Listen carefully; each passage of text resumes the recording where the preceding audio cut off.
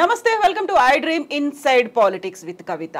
హైడ్రా అనే అస్త్రాన్ని రేవంత్ సర్కార్ తెర మీదకి ఎందుకు తీసుకొచ్చింది? దానికి చట్టబద్ధత లేదా?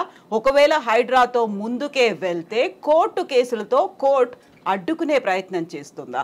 దీనికి ఏమైనా ఎక్సెప్షన్స్ ఉన్నాయా? విద్యాలయాలతో పాటుగా హాస్పిటల్స్కి ఎగ్జంప్షన్ ఉందా?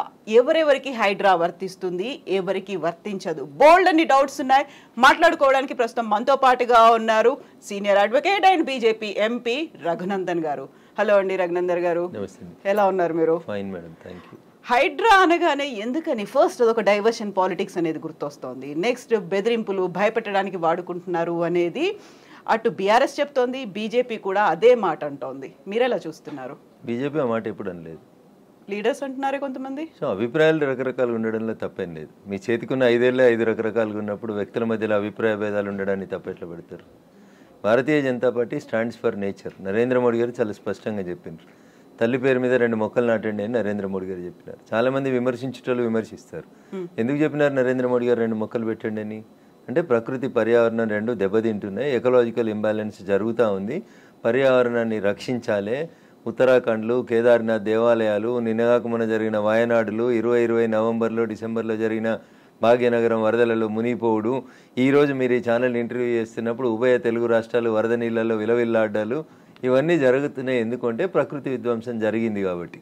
ఆ ప్రకృతి విధ్వంసం జరగకూడదు అంటే చెరువులు, కుంటలు, నాలాలను రక్షించడం అనేది రేవంత్ రెడ్డి మానసపుత్రిక కాదు, రేవంత్ రెడ్డి కలగన్నది కాదు. చాలామంది తెలియక మీద చదివి మీద పేపర్లు చూసి గోల పెట్టేటోళ్ళు చాలా మంది ఎక్కువ అయిపోయారు.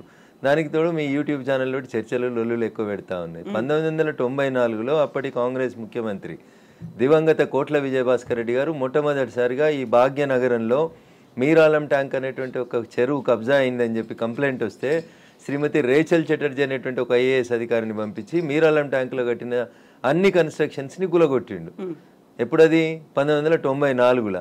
30 ఏళ్ల క్రితం జరిగిన ఒక సంఘటన మీరు తెలియదు, ఎందుకంటే మీరు కొత్తగా వచ్చిన రిపోర్టర్లు కాబట్టి. 30 ఏళ్ల కింద ఉన్న రిపోర్టర్లు ఎవరైనా అడిగితే చెప్తారు. ఇలా మీరాలం ట్యాంక్ ఉందా కవిత గారు? ఇలా మీరాలం ట్యాంక్ ఉందా? రిపోర్టర్లు కాదు, లేదు. నన్ను చెప్పనీరు కవిత గారు, నన్ను చెప్పనీరు. అందరికి సమాధానం చెప్తా, మీకు కూడా చెప్తా నేను. తర్వాత 2007, 2008లో ఉమ్మడి ఆంధ్రప్రదేశ్ హైకోర్టు లోపల కొన్ని కేసులు వేసినారు. ప్రజా ప్రయోజన వాద్యాలు, కొంతమంది మీలాంటోళ్ళు నాలాంటోళ్ళు పోయి ఇక పలానా చెరువు కబ్జా అవుతుంది, పలానా నాలా కబ్జా అవుతుంది, భవిష్యత్తుకు నష్టం అవుతుంది అని చెప్పి వేసినప్పుడు ఆంధ్రప్రదేశ్ ఉమ్మడి హైకోర్టు 2010వ సంవత్సరంలో అన్ని WPలని కలిపి జడ్జిమెంట్ ఇస్తూ లేక్ ప్రొటెక్షన్ సెల్ అనేది ఒకటి పెట్టమని చెప్పింది. నేను ఇప్పుడు కాయిదాలు తెచ్చుకోలే కవిత గారు, if I'm not wrong and subject to correction. GO number 154 అని ఏప్రిల్ 2010వ సంవత్సరంలో అప్పుడు ఉన్నటువంటి ఉమ్మడి ఆంధ్రప్రదేశ్లో కాంగ్రెస్ ప్రభుత్వం ఒక జీవో ఇచ్చింది. దేనికోసం ఇచ్చింది? లేక్స్ ప్రొటెక్షన్ కోసం. జీవో 111లో ఉన్న భూములలో జరుగుతున్న అక్రమ నిర్మాణాలని ఆపేతందుకు chief secretary, revenue secretary, DGP ఇట్లా 18 మంది అధికారులని సభ్యులుగా పెట్టి protection cell, lake protection committee అని ఒక కమిటీని వేసి ఈ భాగ్యనగరాన్ని కాపాడమని చెప్పింది. తర్వాత అదే హైకోర్టు, ఆంధ్రప్రదేశ్ హైకోర్టే చెప్పింది, ఉమ్మడి హైకోర్టు, భాగ్యనగరంలో 2252 చెరువులు, కుంటలు ఉన్నాయి, వాటికి బఫర్ జోన్ అంతా ఫిక్స్ చేయండి, వాటిని ఎవరు కబ్జా చేయకుండా ఉంచండి అని చెప్పి 2010లో చెప్పింది. That was the peak time of Telangana movement. ఆ జడ్జిమెంట్ ఎవరు పట్టించుకోలేదు. అందరూ జై తెలంగాణ అనుకుంటూ తిరిగినాం. కట్టేటోడు కట్టిండు, కూర్చేటోడు కూర్చిండు, అమ్మేటోడు అమ్మిండు, మధ్యలో చాలా మంది నష్టపోయిండ్రు.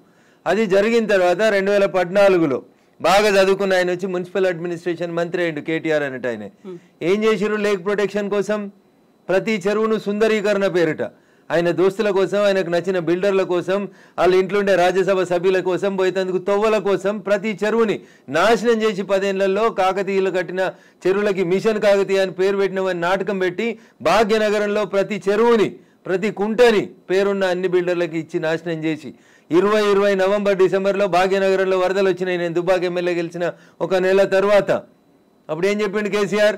ప్రతి ఇంటికి 10,000 ఇస్తాం నష్టపోయినానికి అని చెప్పిండు. ఇచ్చిండు ఎలక్షన్ల కోసం చెప్పి. ఎందుకు మునిగింది ఆ రోజు భాగ్యనగరం? భాగ్యనగరం వెళ్ళే అవస్థలతో ఎందుకుంది? ఒక ఆయన వచ్చి విశ్వనగరం అంటాడు, ఇంకొక ఆయన వచ్చి 4వ నగరం అంటాడు, ఒక ఆయన వచ్చి సైబర్ నగరం అంటాడు. ఉన్న నగరాన్ని కాపాడు రవై అని రఘునందన్ అంటున్నాడు. దీనికి ఎవరికి కష్టమైతే నాకేంది? రఘునందన్ చెప్పింది హైకోర్టు ఎప్పుడో చెప్పింది అంటున్నా, 2010లో చెప్పింది. తర్వాత 2020లో కేటీఆర్ అంటే ఆయన మున్సిపల్ అడ్మినిస్ట్రేషన్ మినిస్టర్గా మళ్ళొక జీవో తీసుకొచ్చిండు. మళ్ళీ జీవో తీసుకొచ్చి ఏం చెప్పిండు, అప్పటి కొత్త జిల్లాలు అయినాయి, ఉన్న భాగ్యనగరాన్ని కాపాడలేనోడు, కూట్ల రాయి తీయలేని కేటీఆర్ అంటోడు మళ్ళీ ఒక జీవో తెచ్చిండు, జీవో నెంబర్ 46/54, కరెక్ట్ గుర్తులేదు కవిత గారు నాకు, సబ్జెక్ట్ టు కరెక్షన్. దాంట్లో ఏం చెప్తాడు, మెదకు, సంగారెడ్డి, సిద్దిపేట జిల్లాలని కూడా ఈ లేక్ పరిరక్షణ కమిటీ లోపలికి తీసుకురావాలని చెప్పిండు. జీవో 2021 ఇచ్చిండు, 22లో ఇంకో జీవో ఇచ్చిండు. ఇచ్చి లోకల్ బాడీస్కి ఒక జాయింట్ కలెక్టర్ ఉంటాడు ప్రతి జిల్లాలో, ఆ లోకల్ బాడీస్కి జాయింట్ కలెక్టర్ ఎవరైతే కలెక్టర్గా పనిచేస్తున్నాడో ఆయనను వీటికి లేక్ల రక్షణ కోసం ఇన్ఛార్జిగా పెట్టిండు. ఎన్ని చెరువులు కబ్జా అయినాయి, ఎన్ని కుంటలు కబ్జా అయినాయి? సాక్షాత్తు రాష్ట్ర సర్వోన్నత న్యాయస్థానం హైకోర్టు చెప్పిన 2252 చెరువులు కుంటలు ఏడునే పోదాం పాండ్రి రాండి, మా జర్నలిస్ట్ మిత్రులు మరో మంచికో చెరువుని దత్తత తీసుకోరి, కాపాడు చెరువుని. రఘునందన్ ఏదో మాట్లాడుతూ ఉన్నాడు, రఘునందన్ హైడ్రాకి సపోర్ట్ చేస్తూ ఉన్నాడు, బీజేపీ ఎల్పీ లీడర్ వద్దన్నాడు, చెరువులు కట్టమని చెప్పిండా మా ఎల్పీ లీడరు? మా ఎల్పీ లీడర్ చెప్పిండు కదా, ఆ ఫాతిమా కాలేజ్ సల్కం చెరువులో కట్టిందని కూలగొట్టమన్నాడు. దాని గురించి ఎందుకు మాట్లాడారు? ఎవరిని బెదిరించినాం? మీ దగ్గర జేసీబీలు లేకపోతే మేము జేసీబీలు ఇస్తామో అని చెప్పినాం, ఇస్తామో అని చెప్పినాం, కిరాయి లేకుండా ఫ్రీగా ఇస్తామో నంబుల్లో జరులు, తప్పేముంది అందులో? మా ఎల్పీ లీడర్ గది మాట్లాడింది చూసిన నేను మాట్లాడిందని మా ఎల్పీ లీడర్ ఏడో కాంట్రాడిక్ట్ చేయలేదు. ఏం చేసిర్రు? కేవలం పెద్దల్ని కాపాడడానికి, పేదల కోసం ఫైట్ అనేది దీన్ని యాక్చువల్ గా ఎలా చూస్తున్నారు? పల్లం రాజు అంటే పేదోడా పెద్దోడా? పల్లం రాజు ఏ పార్టీలో ఉన్నాడు? నాగార్జున అనేటోడు పెద్దోడా చిన్నోడా? ఏం మాట్లాడతారు మీరు? మల్లారెడ్డి కాలేజీ కూలగొట్టొద్దా? మీరు పొందరం లేని ప్రశ్నలు అడగొద్దు. ఎవడు పెద్దోడు ఎవడు పేదోడు? చెరువులో కట్టినోడు పెద్దోడు అయితేంది, పేదోడు అయితేంది, చట్టం ముందు అందరు సమానలే అని ముచ్చట చెప్తాం కదా మనం అందరం. మరి పెద్దోడు అయితేంది, పేదోడు అయితేంది? వాయనాడు ఎందుకు కొట్టుకుపోయింది 4 రోజుల కింద? ఎందుకు కొట్టుకుపోయింది? ఇదే ఎన్డీఆర్ఏలు, నేషనల్ డిజాస్టర్ రెస్పాన్సిబుల్ టీములు అన్నీ కూడా, నేషనల్ డిజాస్టర్ మేనేజ్మెంట్ టీములు కూడా అన్నీ ఏం చెప్పినాయి? అక్కడ తొలగించుర్రు, ఆ కట్టడాల చెరువులు కడ్డంగా, గుట్టలు కడ్డంగా, కొండలు కడ్డంగా కట్టినాయి అని చెప్పారు. తొలగించిరా? తొలగించలేదు. తొలగించకపోతే ఏమైంది? పార్లమెంట్ నడుస్తున్నప్పుడు లాస్ట్ మంత్లో చూస్తున్నాగా మనుషులు కొట్టుకుపోయారు కదా, ఊర్లు కొట్టుకుపోయినాయి కదా. మీరు ఎందుకు ప్రకృతిని విధ్వంసం చేస్తారు అంటున్నా. ఎవరిచ్చారు మీకు ఆ రైట్? ఒక సైన్స్ టీచర్ అడుగుతున్నా, పక్కకు పెట్టి రఘునందన్ ఎంపీ బీజేపీ మెదక్ పక్కన పెట్టి మాట్లాడుతున్నా. పర్యావరణ హితం కోరుకునే ఒక సైన్స్ టీచర్గా మాట్లాడుతూ ఉన్నా నేను. ఎకలాజికల్ ఇంబ్యాలెన్స్ జరగొద్దు అని చెప్తా ఉన్నా. ఎకలాజికల్ ఇంబ్యాలెన్స్ జరుగుతూనే ఈ వరదలు వస్తూ ఉన్నాయని చెప్తున్నా. వీళ్ళు ఎందుకు విలవిల్లాడుతుంది దేశమంతా? ఎందుకు విలవిల్లాడుతూ ఉంది? ఈ మాటని 1917లో ఒక రష్యన్ ఎడ్యుకేషన్ హిస్టరీ చెప్తాడు టిఆర్ మాల్తూస్. ఏమని చెప్తాడు? మనుషులు 2 into 2 4 అవుతారు, 4 into 4 16 అవుతారు, 16 into 16 326 ఇట్లా పెరుక్కుంటూ పోతా ఉన్నారు. కానీ మనిషి అవసరమైనటువంటి పంచభూతాలు గాలి, నీరు ఇవన్నీ పెరుగుతున్నాయి. అట్లా మీరు పెరిగినంత స్పీడ్గా పెరుగుతున్నాయా? పెరుగుతలేవు. కాబట్టి ఏ డే విల్ కమ్, భూమి తనకు బరువు ఎక్కువ అయిన రోజు జనాభాని మనం నియంత్రించకపోతే తానే నియంత్రిస్తుంది అని చెప్పి 1917లో ఒక రష్యన్ ఎడ్యుకేషన్ హిస్టరీ చెప్తే 10th క్లాస్ బయాలజికల్ సైన్స్లో పాపులేషన్ ఎడ్యుకేషన్ అనే పాఠం పిల్లలకి చెప్పడాన్ని ఆచరిస్తామని ఒక స్టూడెంట్ అడిగితే ఆచరిస్తా అని ఒక కూతురికే కన్ఫైన్ అయిన ఒక టీచర్గా అడుగుతున్నాడు. నేను ఇలా ఈ ప్రకృతిని విధ్వంసం చేసే హక్కు నీకెక్కడిది? ఎక్కడిది? అందుకనే వాల్కనోలు, అందుకనే సునామీలు, అందుకనే ల్యాండ్ స్లైడ్లు వస్తున్నాయి మన దేశంలో. You have to control. ఆ కంట్రోల్ ఎక్కడ తప్పింది? తక్కువ ధరకు వచ్చిందని చెరువులో. భాగ్యనగరంలో జనాభా పెరిగితే చెరువును కబ్జా చేస్తావా? కుంట జాగా తక్కువకి వచ్చిందని కొనుక్కుంటావా? కమిషనర్ని మేనేజ్ చేసి పర్మిషన్ తెచ్చుకుంటావా? ఐఎమ్ ఆస్కింగ్ దిస్ గవర్నమెంట్, ఎవరైతే కమిషనర్ పర్మిషన్ ఇచ్చిండో ముందు వాడిని రిమాండ్ చేయి. ఏ బ్యాంక్ అయితే లోన్ ఇచ్చిందో ముందు ఆ బ్యాంక్ మేనేజర్ని రిమాండ్ చేయి. ఇరిగేషన్ వాళ్ళు చూస్తూ కళ్ళు మూసుకొని కళ్ళుండి చూడలేని కబోతులైన ఇరిగేషన్ ఎస్సీలను రిమాండ్ చేయి. హైదరాబాద్ని కాపాడాల్సిన అవసరం లేదా? భాగ్యనగరం విశ్వనగరంగా విరాజిల్లొద్దా? విరాజిల్లాలనే వద్దా? నువ్వు కట్టినావా చెరువు? నువ్వు తోడినావా చెరువు? ఉన్న చెరువుని చంపే హక్కు నీకెక్కడిది? ఇట్లే మాట్లాడతాడు రఘునందన్. మీకు నచ్చితే మీ ఇష్టం, మీకు నచ్చకపోతే మీ కష్టం, దానికి నేనేం చేస్తా? ఆర్టికల్ 19 నన్ను మాట్లాడమని చెప్పింది, మాట్లాడతా. మీరు నేను మాట్లాడితే ఆ పక్కన ఉన్నాయని ఏం మాట్లాడితే నాకేం? ఎగ్జాక్ట్లీ ఇవన్నీ ఉన్నాయి. కాకపోతే చిన్నోడా పెద్దోడా? కోర్టు కేసులనే భారతదేశ సర్వోన్నత న్యాయస్థానం చెప్పింది, సుప్రీంకోర్టు చెరువులు, కుంటలు, నాలాలు ఎవరు కబ్జా చేసినా నిర్దాక్షిణ్యంగా గులగొట్టమని చెప్పింది. ఈ దేశంలో సుప్రీంకోర్టు కంటే పెద్ద కోర్టు ఏంది? ఏం కోర్టు ఉంది అంటున్నా? ఎవరు పడితే వాళ్ళు స్టే ఎట్లా ఇస్తారు? ఎవరు ఇచ్చారు మీకు అధికారం? సుప్రీంకోర్టు చెప్పింది వినాలని హైకోర్టులకు లేదా? ఏం వినాలే? మొన్న పోయారు కదా హైకోర్టుకు అనురాగ్ యూనివర్సిటీ వాళ్ళు. ఆయన కాయిదాలు చూసి వారం రోజులు టైం ఇచ్చి తహసీల్దార్ను ఒకవేళ ఎఫ్టీఎల్ ఉంటే తీసేయమని చెప్పిండ్రు.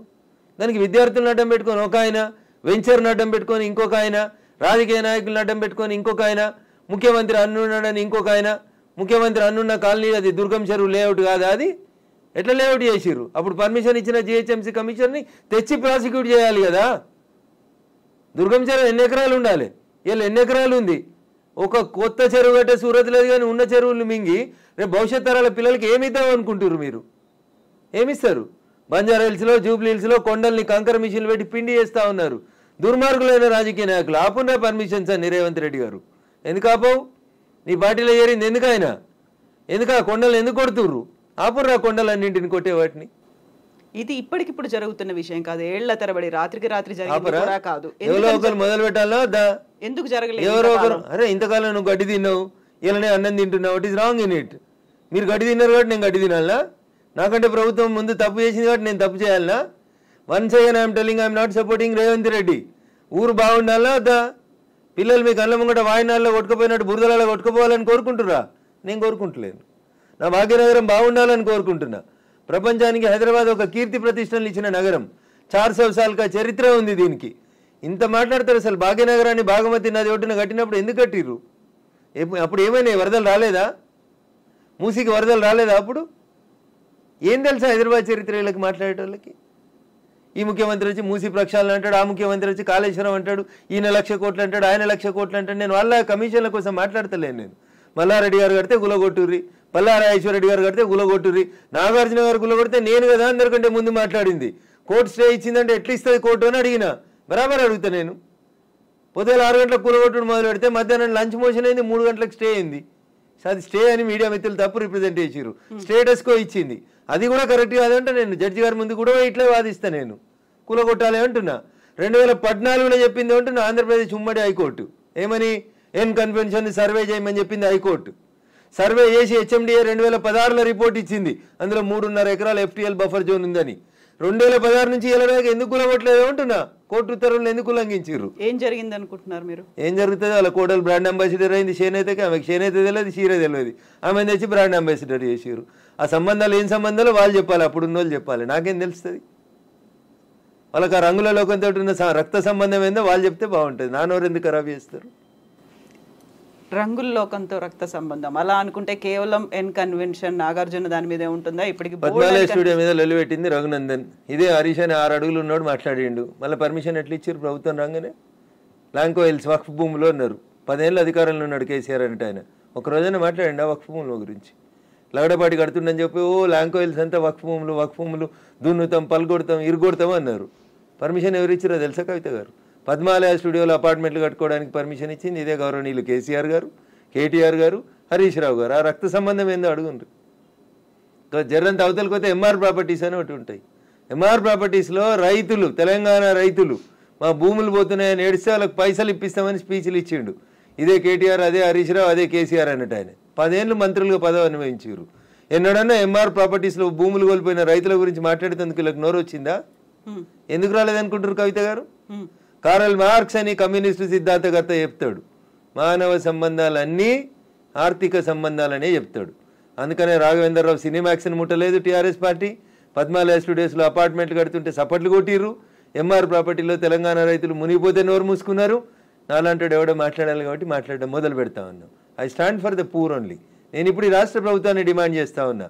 కానీ అమ్ముతురు కదా కోకాపేటలో ఎకరం 100 కోట్లు పెట్టి 100 ఎకరాలు అమ్మిండ్రు కదా. ఆ పక్కన ఇంకా 150 ఎకరాలు ఉంది ప్రభుత్వ భూమి. ఇప్పుడు ఈ ఇండ్లు పోతున్న వాళ్ళందరికీ ఒక 25 ఎకరాలు లేఅవుట్ చేయండి. ఈ పేదోళ్ళందరికీ మంచికి 100 గజాల స్థలం ఇయ్యండి. ప్రధానమంత్రి ఆవాస్ యోజన కింద ఇంటి పైసలు 5 లక్షలు ఇయ్యండి. ఇందిరమ్మ ఇంటి కింద నువ్వు 5 లక్షలు. ఈ నాలాల మీద కట్టుకున్న వాళ్ళు, చెరువులు కుంటలలో కట్టుకున్న వాళ్ళ కోసం ఏంది కోకపేటలో 100 కోట్లకు ఎకరం పోయే భూమిలో వీళ్ళకి లేఅవుట్ చేసి 25 ఎకరాలు అక్కడ ఉప్పలు బగాయితో లగాయితో అని పెట్టి అమ్మిరు కదా ఊడా యాక్షన్ పెట్టి. అట్లా ఈ గరీబ్ వాళ్ళందరికీ తీసుకొచ్చాడు కాలనీ కట్టు. వీళ్ళు అరువులు కాదా 100 కోట్ల భూమిలో ఉండేందుకు? 10 ఏళ్ల క్రితం కట్టుకున్న ఇల్లు కన్నం కూడా కూలిపోతుంది కదా, బాధపడుతురు కదా. వాళ్ళని తీసుకొచ్చాడు 25 ఎకరాలు లేఅవుట్ చేయి Revanth Reddy. Then I will support you, then I will congratulate you. అంతేగాని అసదుద్దీన్ ఓవైసీ ఇచ్చిన ఉడత ఊపులకు భయపడితే 400 కాదు 4000 స్టూడెంట్స్ ఉన్నారని బెదిరిస్తాడు. ఎందుకు సల్కం చెరువు కూల్తలేదు? కూలాలి కదా సల్కం చెరువులో ఉన్న ఫాతిమా మెడికల్ కాలేజ్. ఎందుకు భయపడుతున్నారు? ఏమవుతుంది రేవంత్ రెడ్డి గారు? మొదలు పెట్టినావు కదా, కొట్టేసేయన్ని. అపప్రద నీకెందుకు? మల్లారెడ్డితోటి పాతపాగుందని, పల్లారాజేశ్వరరెడ్డి పార్టీ మారతలేడని కొడుతున్నారన్న చెడ్డ పేరు ఎందుకు? ముందు అసదుద్దీన్ ఓవైసీ తోటి మొదలుపెట్టు. సో మధ్యలో విద్యా సంవత్సరం అక్కడ ఆల్టర్నేట్ అనేది దసరా సెలవులు వస్తాయి కదా, ఇమ్మీడియట్ గా ఆల్టర్నేట్ ఇంకో ఎందుకు దొరకదు? కాలేజ్ లో ఎందుకు దొరకదు? అకామిడేట్ చేయడానికి ఎందుకు దొరకదు అంటున్నా. ఒక్క రోజులో కట్టేస్తారు. ఇప్పుడు అంతా కిర్బీ షీట్లు అనే స్ట్రక్చర్లు వచ్చినాయి కదా, టెంపరీ స్ట్రక్చర్లు. 20 మొత్తం రింగ్ రోడ్ పక్కన అన్ని బిల్డింగ్లు ఖాళీగా ఉన్నాయి, తీసుకొని కట్టుకోమని ఉండ్రి. ఇన్ని రోజులు అనుభవించారు కదా చెరువులో కట్టుకొని, దానికి రెంట్ కట్టుర్రి ప్రభుత్వానికి. ఫీట్ కింద వసూలు చేయాలి రేవంత్ రెడ్డి గారు ప్రభుత్వం ఇవాళ. నిజంగా ఎవరైనా పేదలకు నష్టం జరుగుతుంది చెరువులలో తెలిసి తెలియక అమాయకంగా ప్రభుత్వం లేఅవుట్కి పర్మిషన్ ఇస్తే కట్టుకున్న వాళ్ళు ఉన్నారు, వాళ్ళందరినీ తీసుకొచ్చి కోకపేటలో పెట్టండి అంటున్నా. ఏంది ప్రాబ్లం ఏంది మీకు? గరీబులు అక్కడ ఇల్లు కట్టుకోదా కోకపేటలో? కట్టుకొని 100 గజాలి, 100 కాకపోతే 150 గజాలి, ఇంకా 150 ఎకరాలు ఉంది కదా ఆడ. నిజంగా నీకు హైదరాబాద్ శుద్ధి చేయడమే నీ లక్ష్యం అయితే రేవంత్ రెడ్డి గారు, కోకపేటలో ఉన్న 150 ఎకరాలలో ఎన్ని ఇల్లు పోతున్నాయో ఐడెంటిఫై చేయి, అందరికీ మంచికి 100 గజాలకు పట్టాలి, అప్పుడు ప్రజల్ని నర్శిస్తారు.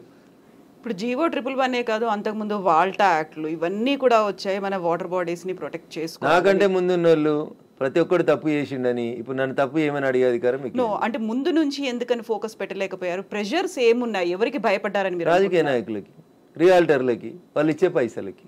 ఇంతకంటే ఎక్కువ ఏముంటుంది తల్లి? కట్టే కొట్టే తెచ్చిమంటే ఇంతే.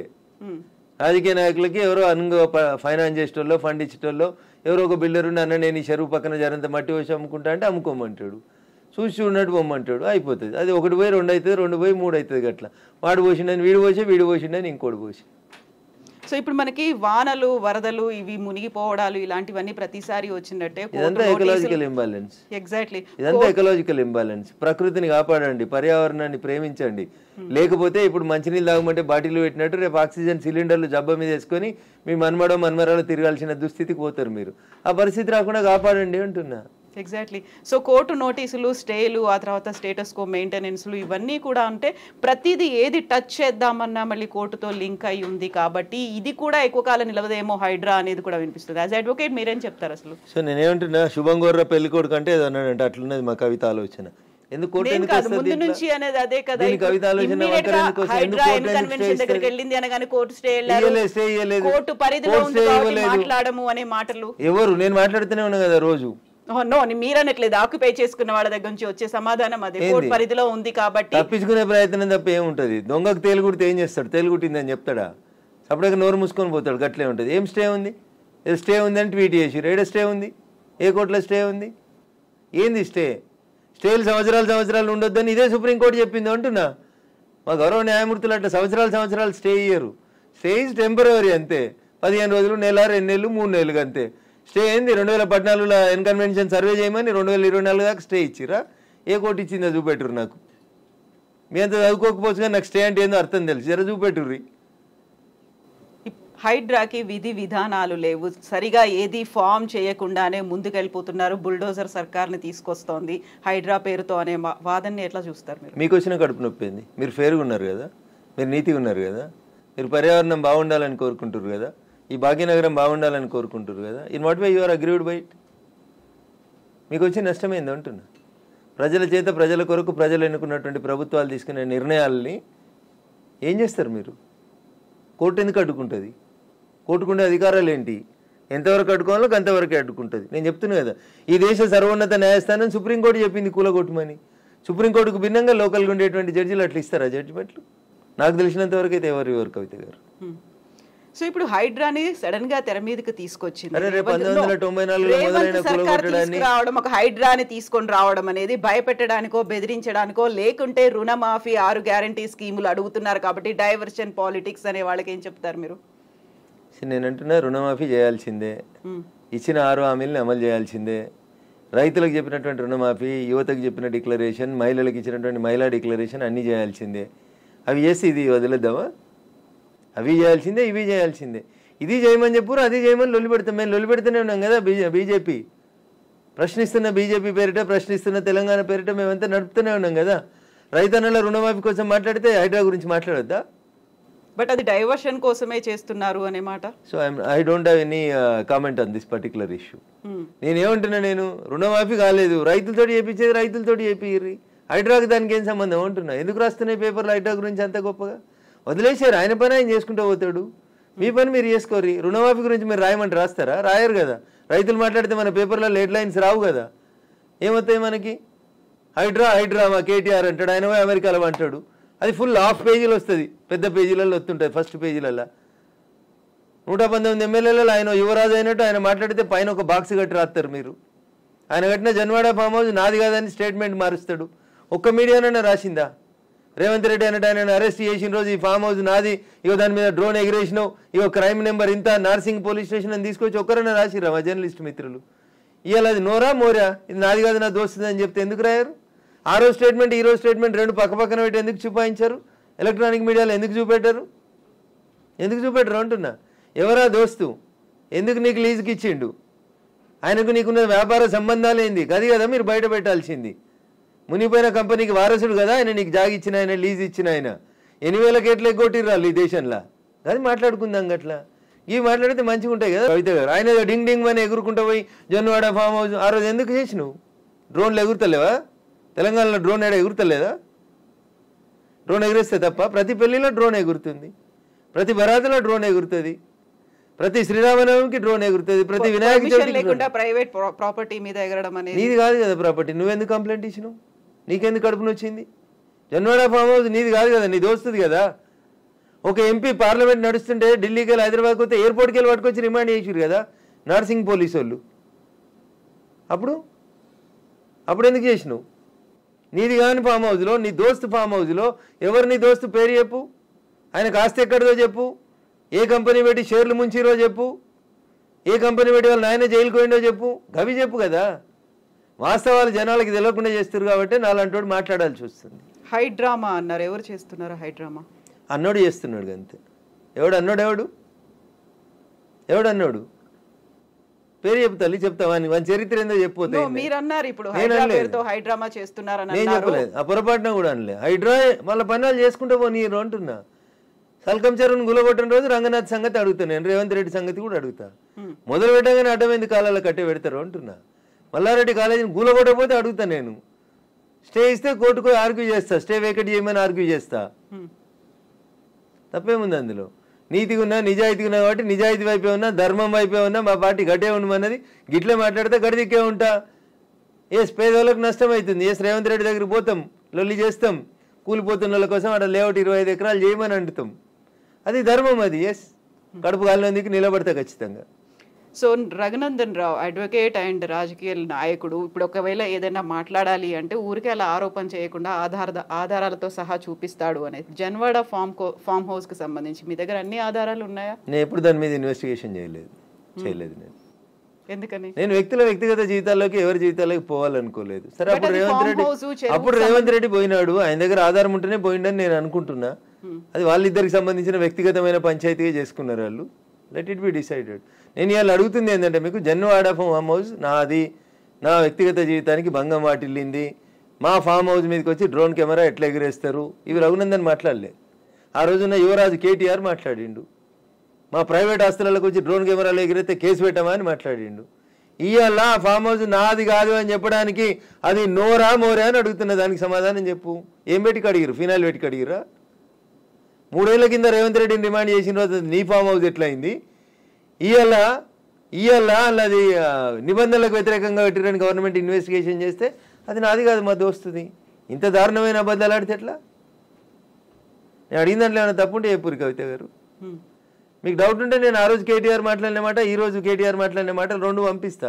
ఈ ఇంటర్వ్యూ మధ్యలో ఆపి అది ప్లే చేయండి, తెలుస్తుంది మీకు. జనాలకు వాస్తవాలు చెప్పుముర్రి. ఎస్. ఇప్పుడు పేదలకి సంబంధించి కూడా వాళ్ళు 30-40 ఏళ్లుగా వాళ్ళు ఆ ప్రాంతంలో ఆశ్రయం పొందుతున్నారు అనుకున్నప్పుడు వాటిని కూడా కూల్చేస్తున్నారు. Not only in Hyderabad, Mahabub Nagar కూడా వెళ్ళారు అని బీఆర్ఎస్ లీడర్స్ చూపిస్తున్నారు. ఎవరికైతే ఓటేసి గెలిపించుకున్నారో వాళ్ళు ఇప్పుడు వీళ్ళని పేదలు నిరాశ్రయులు చేస్తున్నారు అనేది. కవిత గారు, దీన్ని 2 పార్శ్వాలుగా చూడండి దయచేసి. హైడ్రా చేస్తున్న పనిని అభినందించుర్రి. చెరువులు, కుంటలు, నాలాలలో కట్టినవి తొలగించుండ్రి. ఒకవేళ అందులో నిజంగా గరీబోడు ఉంటే, ఎంక్రోచ్మెంట్స్ లేవు, పేదోడు బలైండు, అక్కడ ఒక మున్సిపల్ లేఅవుట్ అయింది, ఆ లేఅవుట్ ప్రకారం వాళ్ళు కొనుక్కున్నారు అని అంటే ప్రభుత్వం వాళ్ళకి ప్రత్యామ్నాయ ఏర్పాట్లు చేయాల్సిందే. It is an undisputed issue. మళ్ళీ చెప్తున్నా నేను, 2 రోజుల తర్వాత నేను అదే చెప్తా ఉన్నా మీకు. ఉప్పల్ బగాయితో లగాయితో, నాకు పేరు I'm not remembering or recollecting it proper. Uppal బగాయితులో ఎట్లా ప్లాట్ చేసి అమ్ముకుర్రో, ఇప్పుడు ఉన్నారు కదా రాజపుష్ప ఆయన 100 కోట్లకు ఎకరం రిజిస్ట్రేషన్ ఆపినావు కదా, ఆ 10 ఎకరాలలో ప్లాట్లు చేసి ఇచ్చేసే వీళ్ళకి. ఆ పక్కన ఇంకా 150 ఎకరాలు ఉంది కవిత గారు, దాంట్లో 25 ఎకరాలు లేఅవుట్ చేయి. ఈ ఇండ్లు కోల్పోతున్న వాళ్ళందరికీ అంటున్నా, your the custodian of the peoples money, అంతేగాని నువ్వు ఓనరు కాదు కదా. ఇటు ఇల్లు కోల్పోయినా నష్టపోయిన ఆయనకి 100 గజాలు ఇవి అంటున్నా. 100 కోట్లకు ఎకరం ఉన్న భూమిలో 100 గజాలు ఇస్తే you will not feel happy Kavitha గారు? ఉంటారా ఉండరా? కొంచెమైనా కోపం తగ్గుతుందా తగ్గదా? ఇచ్చేయండి అంటున్నా. మియాపూర్లో 100 ఎకరాలు కొంతమంది పెట్టుబడిదారులు దోసుకున్నారు, కబ్జాలు చేసిర్రు, పంచురా భూముల్లో ఉంటున్న ఇట్లాంటి వాళ్ళకి అమాయకత్వంతో, తెలిసి తెలియనితనంతో లేఅవుట్లు, చెరువులు, కుంటలలో ఎవడన్నా బిల్డర్ చేసిన మోసానికి బలైన పేదోళ్ళు ఉంటే బరాబర్ వాళ్ళకి ప్రభుత్వం న్యాయం చేయాల్సిందే. కూలగొట్టడం ఎంత ధర్మమో పేదోని కాపాడడం కూడా అంతే ధర్మం. ఈ రెండు ఇన్సెపరబుల్ ఇష్యూస్. ఒక నాణానికి బొమ్మ బొరుసు ఎట్లుంటాయో చెరువుని కాపాడడం నీ బాధ్యతనే, నష్టపోయిన గరీబోని ఆదుకోవడం కూడా నీదే బాధ్యత. ఆదుకోవాలని కూడా ప్రభుత్వాన్ని మేము డిమాండ్ చేస్తాం. ఎగ్జాక్ట్లీ. ఇప్పుడు హైదరాబాద్ హైడ్రాకి సంబంధించి ఈ ఒక అంశం రన్ అవుతూ ఉన్నప్పుడే ఇంకొక అంశం కూడా తెర మీదకి వచ్చింది. మహబూబ్నగర్ పోవద్దా? మహబూబ్నగర్లో చెరువు కబ్జా చేస్తే గులగొట్టొద్దా? ఎగ్జాక్ట్లీ. సిద్దిపేటలో చెరువు కబ్జా చేస్తే గులగొట్టొద్దా? వరంగల్ కూడా పోవాలి, ఏడికైనా పోవాలి. తప్పేముంది? నేను ఏమంటున్నా, చెరువు నువ్వు కట్టలేదు, చెరువు నువ్వు కాపాడలేదు, కాపాడకపోతే కబ్జా చేయకుంటున్నా నేను. What is wrong with me? నేను మాట్లాడింది దాంట్లో ఏమన్నా తప్పుందా? చెరువు ఎప్పుడో మా తాతలు కట్టిరు, కాకతీయులు కట్టిరు అని మిషన్ కాకతీయ పెట్టినాం కదా. కాకతీయులు కట్టిన చెరువుని కూర్చేద్దాము ధైర్యం నీకెక్కడిది? మహబూబ్ నగర్ అన్నారు, నేను అంటున్నా సిద్దిపేటకు రాని, కరీంనగర్కి రాని, నిజామాబాద్కి రాని, వరంగల్కి రాని, చెరువు ఏడ పొడిస్తే ఆ ఊరికి రాని అంటున్నా. దానికి ఊర్లు ఎందుకు? ఇంకా చెరువులు తెలంగాణ మాది కాదా?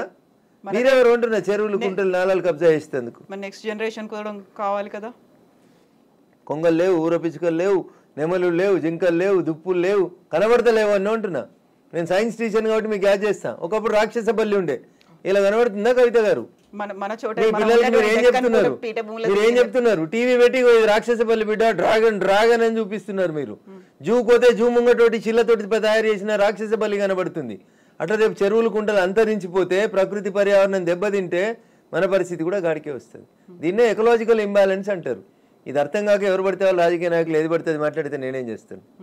బట్ ఇదంతా స్వచ్ఛందంగా రావాల్సినటువంటి ఒక అవగాహన, లేకపోతే ఫైట్ చేయాలనేటువంటి ఒక ఆలోచన రావాలి. అది ఎందుకని వ్యక్తిగతంగా కూడా రాలేదు? వాళ్ళ మీద ఏం ప్రెషర్ ఉంది అనుకుంటున్నారు మీరు?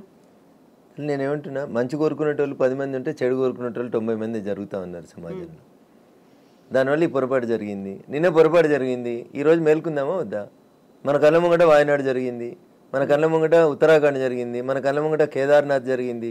శివుడు ఆజ్ఞ లేకపోతే చీమ గర్వదే అని చెప్తారు. కేదార్నాథ్లో శివయ్యని దర్శనం చేసుకోవడానికి మంచి భక్తి శ్రద్ధలతో పోయారు అమాయక ప్రజలు. కొట్టుకోపోలేదా వరదలల్లా? బట్ ఇక్కడ ఉత్తరాఖండ్ కావచ్చు, కేరళ కావచ్చు, మిగతా పర్వత ప్రాంతాల్లో ఉన్నట్టు దాంట్లో వినిపించేటువంటి వాదన అక్కడ డెవలప్మెంట్ కావాలా, డెవలప్మెంట్ వద్దంటున్నారా మీరు అనే వాదన కూడా ఉంటుంది కదా. డెవలప్మెంట్ మేరిట మీరు ప్రకృతిని విధ్వంసం చేస్తారా? ఏం చేస్తారు? చేస్తే ఇట్లా కొట్టుకుపోతారు. మరి వయనాడులో కొట్టుకుపోయినప్పుడు బాధపడకుర్రి, హైదరాబాద్లో వరదలు వచ్చి చచ్చిపోతే బాధపడకుర్రి, ఇంటి ముంగట మాన్యువల్ ఆడుకుంటూ పోయి 2 ఏళ్ళ పిల్ల పడితే బాధపడకుర్రి. మరి ఆ రోజు ఎందుకు బాధపడుతురు? 18 ఏళ్ళ మీ కూతురు కాలేజీకి వెళ్ళి ఇంటికి వస్తూ కనిడకొండ మీద కొట్టుకుపోయి అంబర్పేట చెరువులో శవమై తేలిన రోజు బాధపడకుర్రి, మరి సంతోషపడుర్రి, మంచిగా అయింది అన్నూర్రి. మరి ఆ రోజు ఎందుకో నటిస్తారు, వరదలు వచ్చినాయని భోజనాలు, బట్టలు పంపిణీ చేసుడు, చందాలు కలెక్ట్ చేసుడు చేస్తారు కదా. డ్రామాలు ఎందుకు? మరి నాశనం చేసింది ఎవరు అంటున్నా. నన్ను అడిగితే తెలంగాణ కాదు, మొత్తం దేశంలో ఉన్న అన్ని చెరువులు, కుంటల్ని కాపాడాల్సిన బాధ్యత ఆయా రాష్ట్రాల్లో ఉన్న ప్రభుత్వాలే తీసుకోవాలి. వాట్ అబౌట్ కేంద్ర ప్రభుత్వం? కేంద్ర ప్రభుత్వానికి దాంట్లో రెస్పాన్సిబిలిటీ తక్కువ ఉంటుంది తల్లి. మేము వచ్చి ఇక్కడ ఏమైనా చేసినాం అనుకో, ఏం మాట్లాడతారు మీలాంటి జర్నలిస్టులు? పొద్దున్నే స్టూడియో పెట్టి కేంద్రం రాష్ట్ర ప్రభుత్వాల విధులలో జోక్యం చేసుకుంటా ఉంది, ఇది రాష్ట్రం సబ్జెక్టు, కాపాడమని రాష్ట్రాలకే చెప్తున్నాం. మేము పాలించే రాష్ట్రాలు కూడా 18 ఉన్నాయి కదా, ఆడ కూడా అప్పుడప్పుడు మేము బుల్డోజర్లు పెడుతున్నాం కదా దేశవ్యాప్తంగా. పెట్టురు మీరు కూడా, మిగతా ముఖ్యమంత్రులు కూడా పెట్టురు. ఎస్ రఘునందర్ గారు, థ్యాంక్ యూ సో మచ్ అండి. మళ్ళీ మనం మాట్లాడుకుందాం, బోల్డని విషయాలు ఉన్నాయి కాబట్టి. Thank you.